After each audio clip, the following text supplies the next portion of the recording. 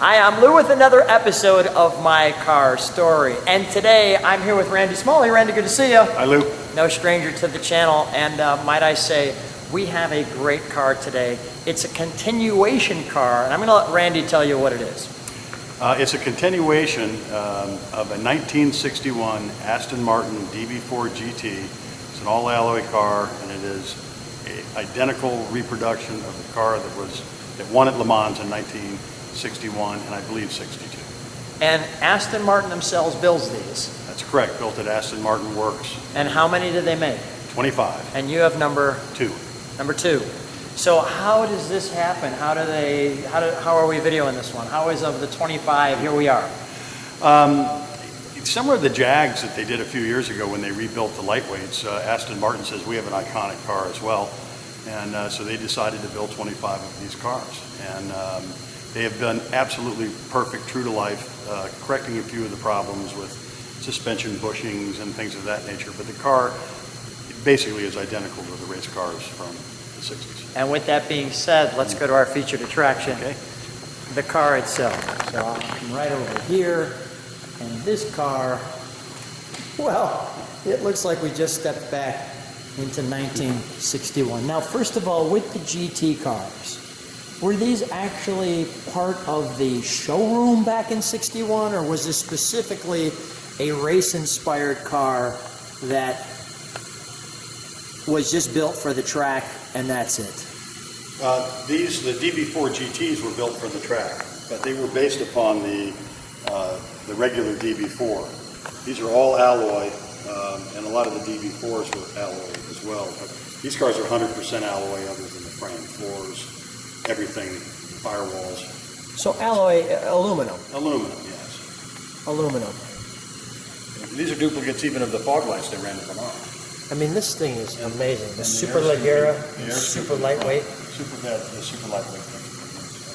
Go ahead, say that again. I cut you off on that. No, it was even the air scoop and the grill, the egg crate grill. Everything was a duplicate of 1961.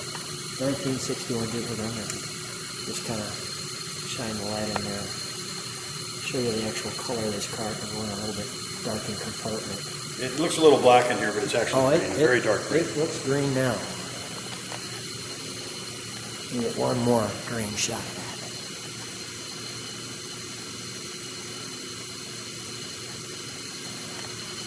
That's fun. That's...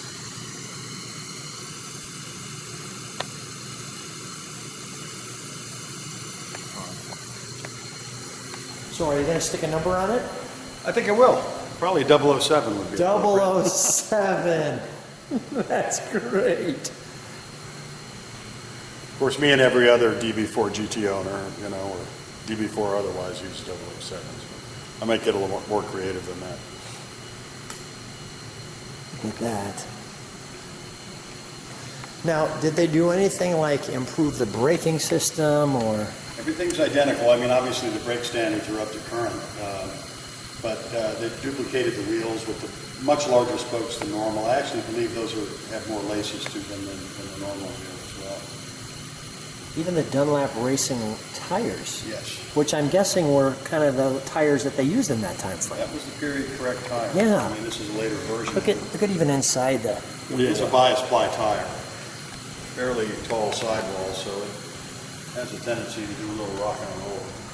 And the light for the number. Those are lights. Light up the numbers at night. Now we have gas tanks on both sides, right? Right. Back in the day, they filled the car from both sides, but they go to a common tank. Okay. Now let's open the back. Right. Not just the back here, but let's open the actual garage door. Oh, I'm sorry. No, this is fine. Go ahead. Okay. I'll get the doors. Thank you. And we want to show everybody.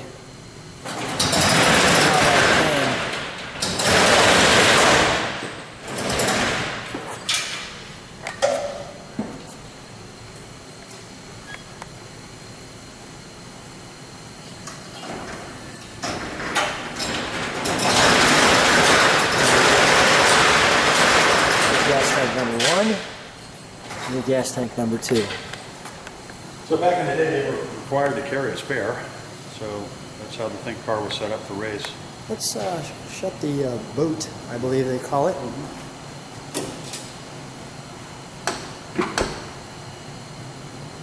We'll step back. I don't let people take that in. That would look great in front of you. Wow, that's nice. And then people take that in. Now this side's a little bit different. Right off the bat, you can see on the fender. Tell me what we have here, Randy. Fire extinguisher and power cutoff. Okay, so obviously the big lightning bolt is power. Yes. And the fire extinguisher. So just like a race car, you push that button and you foam the whole car? Correct. Wow. There's a button inside it as well. Okay, let's... The steering wheel's off. It has a removable steering wheel. So that's rather difficult to get in and out without that. So let's take a look without it. And that's all period correct. All period correct dashboard. Even the pedals. Look at that.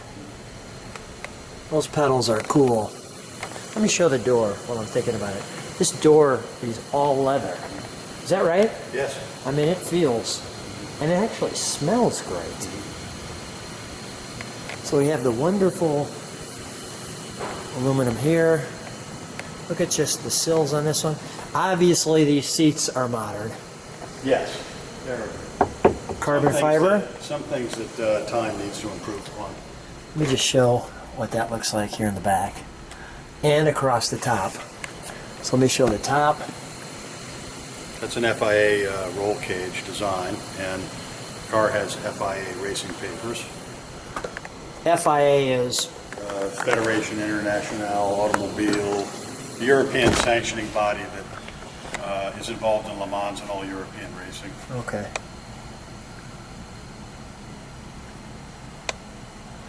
I love the stuff that I don't know and caretakers like yourself share with me. It's all in kilometers.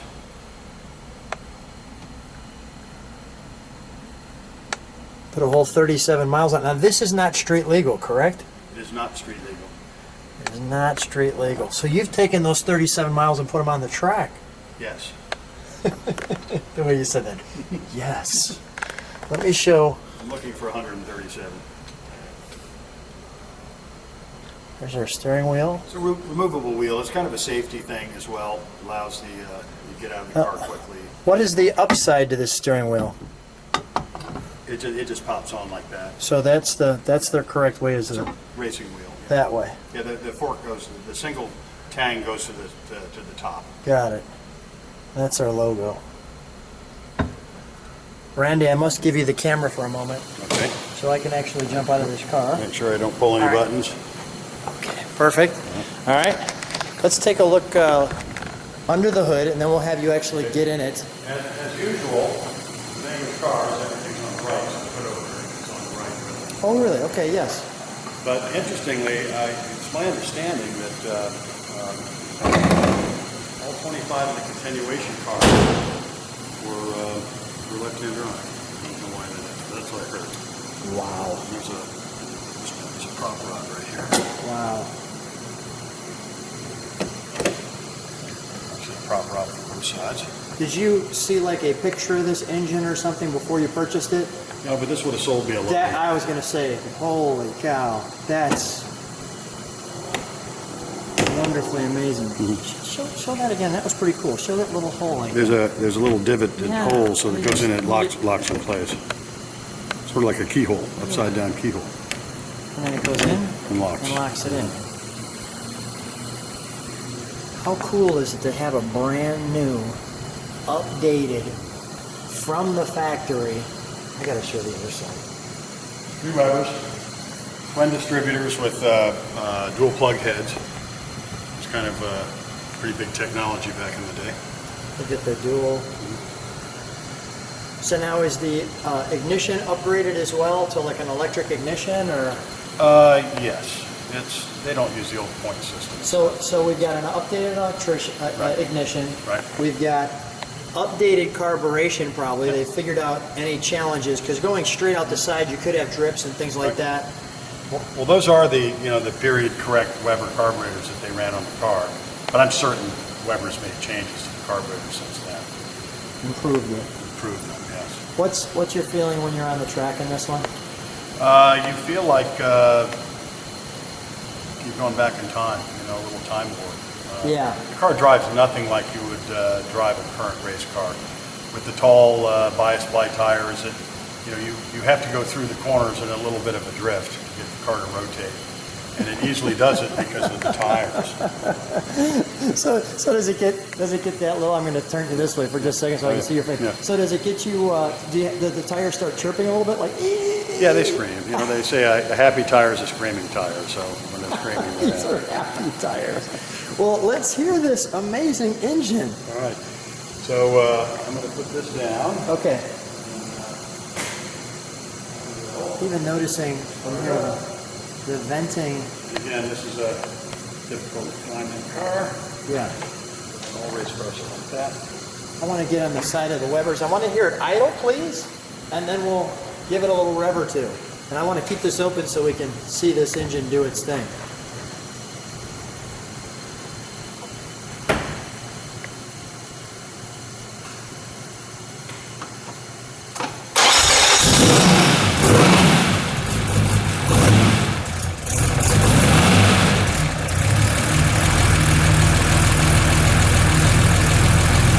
Listen to it idle for a second, Randy.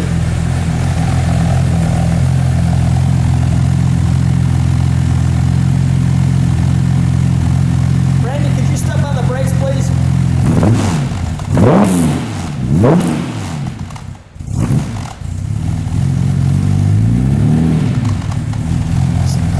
Step on the brakes for just a moment. Just want to see what the tail looks like that. Carbureted car.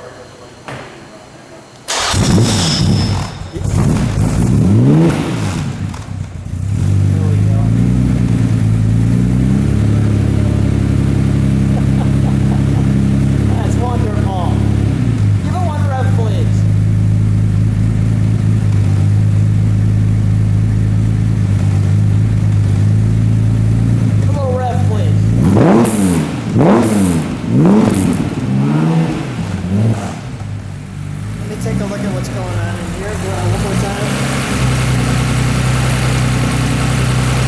One more rev.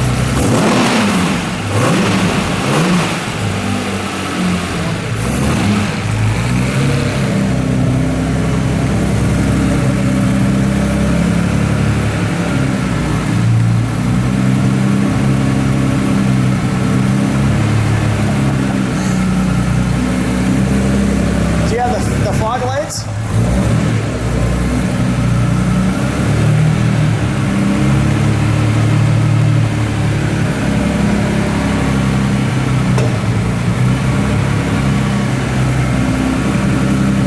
Let's shut her down. He's got a nice little wonderful V12 shake. Wow, a V12 like what looks like an MG body. No, it's a straight six. It's a straight six? It's a twin plug. Twin plug. Straight six. Yeah, so that's the It looks like a 12 with the, go ahead. I know, well, it's a dual, double overhead cam. But these Aston engines were really known for their durability, just like the Jags of the day. I mean, the engines were bulletproof. And the engine's supposed to make about 325 horsepower. That's a lot of horsepower. So it's a lot of horsepower for this car. And so wonderfully light and wonderfully delightful. I'm going to keep you right inside the car. Okay. If you like what you see, subscribe to the channel, hit the bell. Randy, always a pleasure. Thanks for being on My Car Story. Thanks, Lou.